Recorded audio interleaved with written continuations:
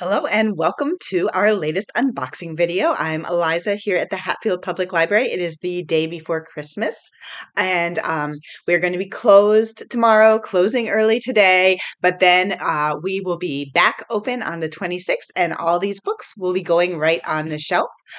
So to start out, sorry, this is a mix of adult fiction and nonfiction. To start out, we have Craig Johnson, Tooth and Claw, a Longmire story. So popular mystery series that's been made into a TV show. We have a big one here, Cher, the Memoir, Part 1. So if you're a Cher fan and nobody got you this as a present, then you can just come read it here. And I'm sure that there's lots of fabulous photos. Cher has a super interesting life. My daughter just recently asked me who Cher was, and I was like, where do we start?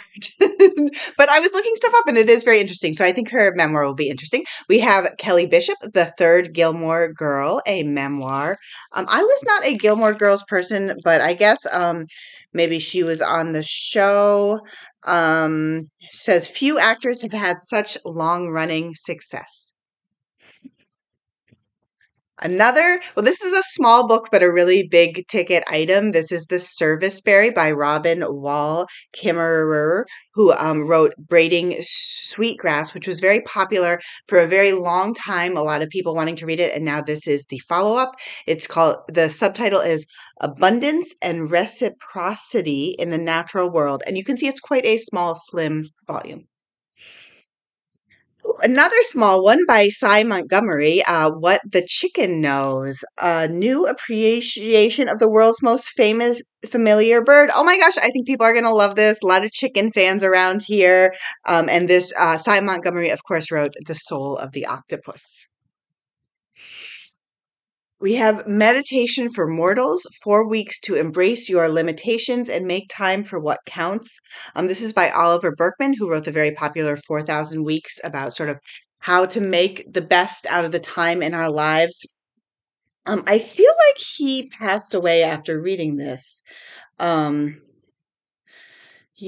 there he is in the back. But I think a lot of people just really like his philosophical um, outlook towards life.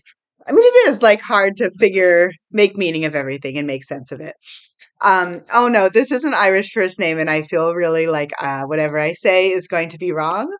Let's say Neil Williams, Time of the Child, beautiful watercolor. This has been a super popular book, one of the ones with the top holds in the system. As the author wrote, This is Happiness. And it's about Christmas. Oh my gosh, it didn't really read as like a Christmas book. A life-affirming novel about one Christmas season that transforms the small Irish town of Faha, and it takes place in 1962. Everybody's getting ready for Christmas. I mean, I guess it would have been good to have this before Christmas, but it's about the Christmas season and still time, and I think a lot of people are not going to care. Anyways, they're just going to want to read it because really good reviews. We have Carson the Magnificent by Bill Zehme with Mike Thomas. And this is, oh, look, here's Johnny like you've never seen him before. So a biography of Johnny Carson. I feel like we don't have one, which is amazing because he's super famous. So I think people are going to be into that.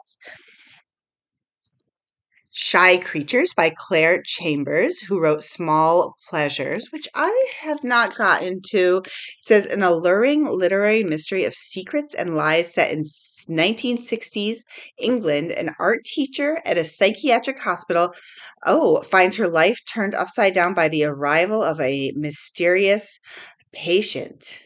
It says that he's not only sane, but a talented artist.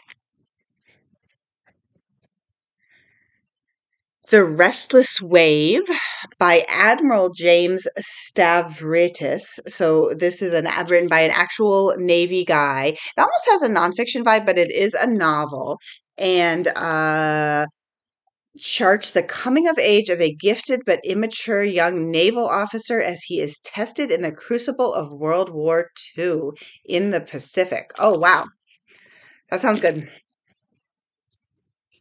Aw, a library one. This is called The Little Lost Library, a secret book.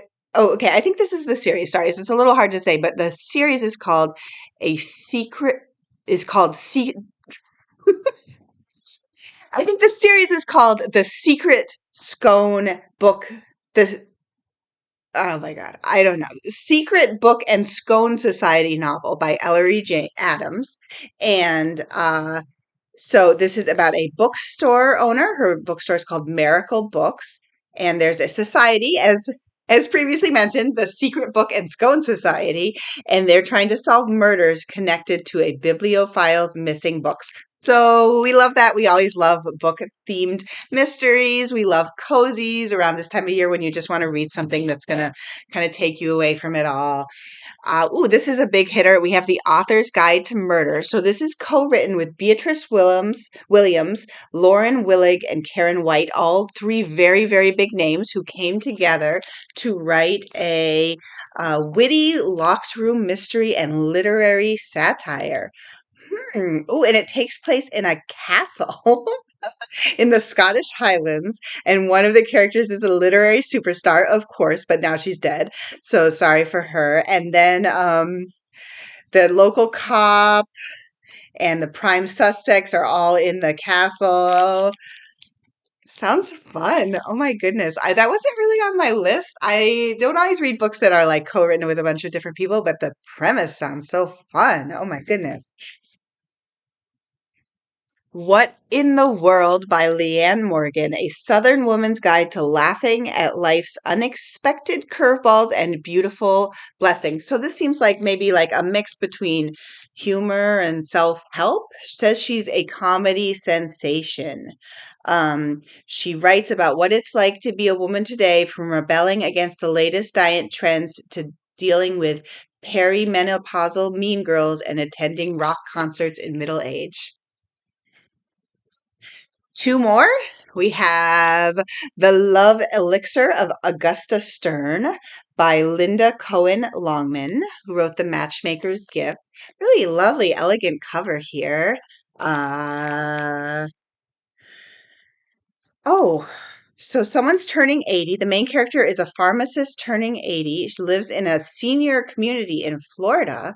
Um, and then she finds, oh my gosh, she comes across the man who broke her heart 60 years earlier. Oh, okay. So then it sounds like we go back in time and maybe hear a little bit about that story and about the beginning of her life. So two stories, beginning of her life, end of her life. Looks lovely. Last of all, we have These Opulent Days by Jacquie Pham, which I worry I'm also not pronouncing right. One will lose his mind, one will pay, one will agonize, and one will die. So it's four people who have been friends since childhood, all young men. They're all, sorry, they make up elite society in 1928 Vietnam, and then one of them is murdered. And after they gather for an evening of indulgence. And so the story goes back and forth between the fatal night and the 6 days leading up to it. So it's like historical fiction, but also murder and sort of an interesting period of history, 1928 Vietnam. That was it. That was my box. We'll get these on the shelf and be back with more.